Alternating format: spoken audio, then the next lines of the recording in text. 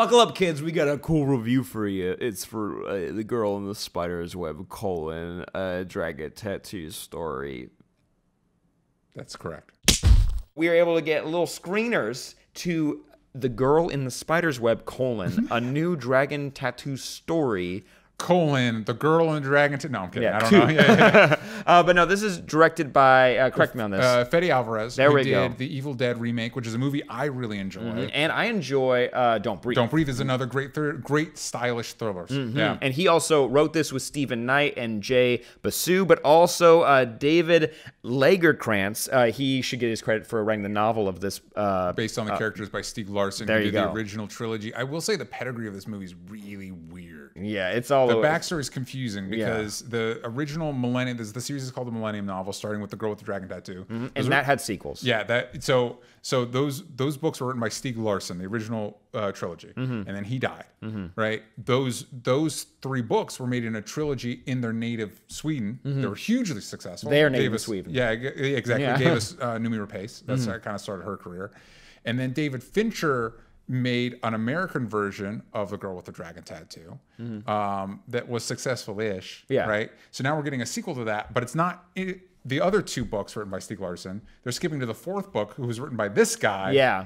A different one. So it's a little confusing, but it's still technically it's all the same. It's the main girl. Yeah, there you go. Elizabeth Salander is the main character, and then whatever the dude's name is, I can't ever remember the dude guy's name. And played by Michael Blomkvist. There you go. But played by Claire Foy, Yes. which is I've heard from what we saw, she's amazing in this. Also Lakeith Stanfield, if you know him from Atlanta, Yes. as well as Sorry to bother you. Sorry to Bother You, Death Note, and we have Stephen Merchant. He's from every Ricky Gervais thing ever. They created The Office, or co-created The Office, and Sylvia Hooks as well. But the synopsis: a young computer hacker, Elizabeth Salander, and journalist Michael Blomkvist find themselves caught in a web of spies, cyber criminals, and corrupt government officials. Nice and vague. The release date for this movie is November 9th, 2018. So if you're watching this live on Twitch, go buy your tickets now, kids. The current Rotten Tomatoes score as of recording, I believe it was we saw 57%, but 50%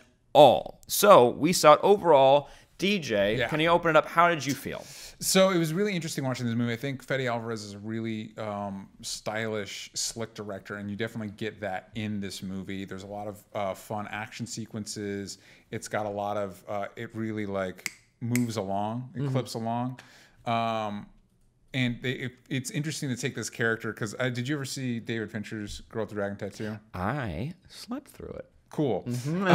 Hey, Austin did too. So they touch on this briefly in this movie, that Elizabeth Salander is like this avenging angel for abused women, because she was abused, which we saw in the David Fincher movie, which makes that movie very uncomfortable for me to watch. And so it was kind of like a psychological thriller.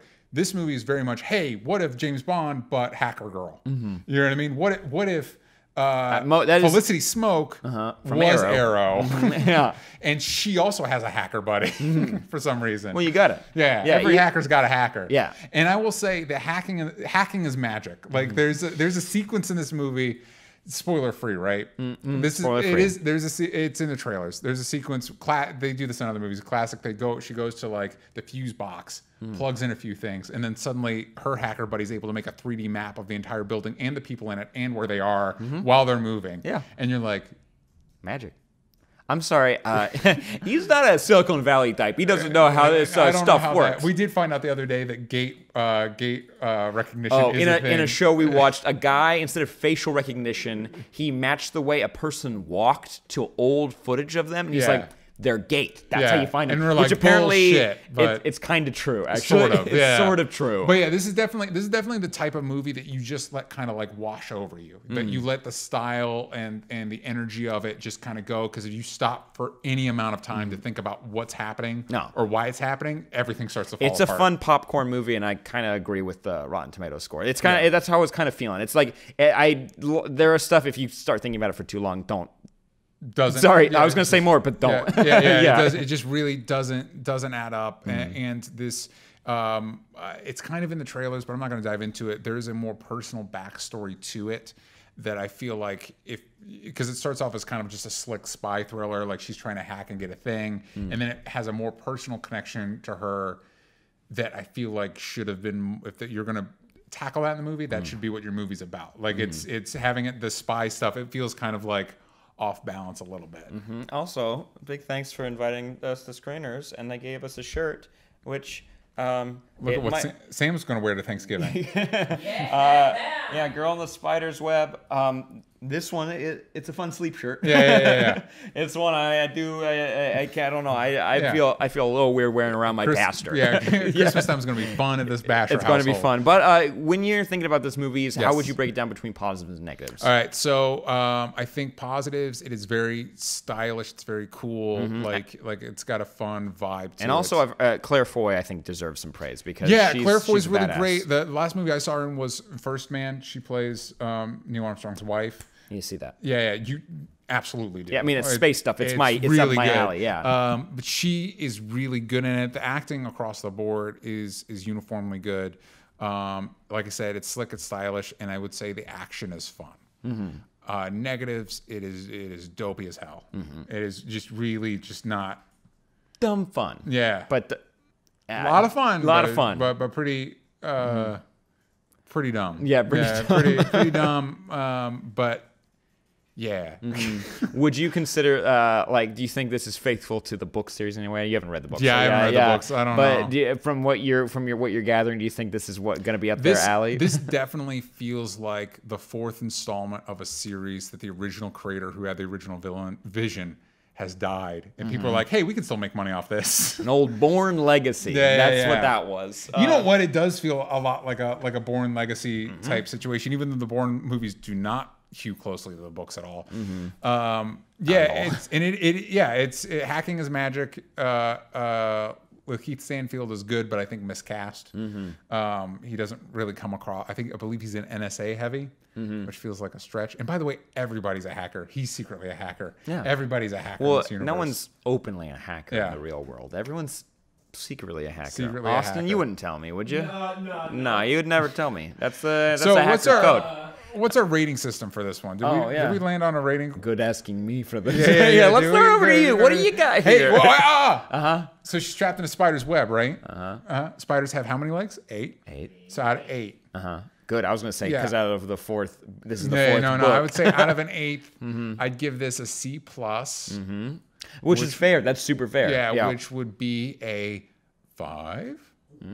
Out of 8. 5. Getting percentages. I'd say like 5.5. Yeah. A little higher. It's a little higher than a I'd 5. give this a C+ because I did have fun watching it, but I don't know if I would race to go see it again. There you go. What would your quote on the box be? Wait, where does this movie fall? Like what? This is a sequel to which one? Don't think about it. Yeah, because you asked me, like, do you need to know the other ones to see it? I'm like, nah, man, I'm sure they do fine. There are references to like the other adventures in books, and I'm like, am I supposed to understand what this means? Well, let us know if you guys see it, if you are a big fan of that series. Yes. How does this movie do for you? I am hearing mixed things, so let us know in the comments down below. That's it for The Girl in the Spider's Web. Let us know in the comments down below whether you saw it, whether you liked it, whether you're planning on seeing it. Please go to onlystupidanswers.com for more content from us. Go to patreon.com/onlystupidanswers for all the great exclusives. And Sam has things to say too. I do. You could go ahead and like this video. You can hit subscribe to this channel. You can hit the bell notification icon. Also, we did a Lego Villains movie game review that not enough of you watched. So you're going to go ahead and click right here. Yeah. And you're going to watch it. Whether you like it or not. Do it for me. Do it for old Pop. See you next time. Bye.